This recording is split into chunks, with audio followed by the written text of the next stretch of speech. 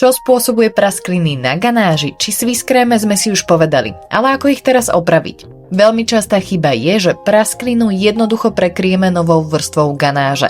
A na chvíľu to síce zmizne, ale prasklina sa potom objaví znova. A prasklina nie je len tá čiara na povrchu.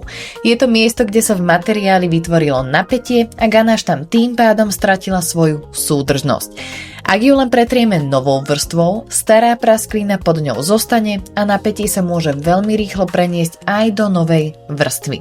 Preto budeme postupovať takto. Vyškriabeme si malé okolie okolo praskliny, odstránime tak oslabený materiál a vytvoríme čistý priestor, do ktorého sa nová ganáž môže správne spojiť.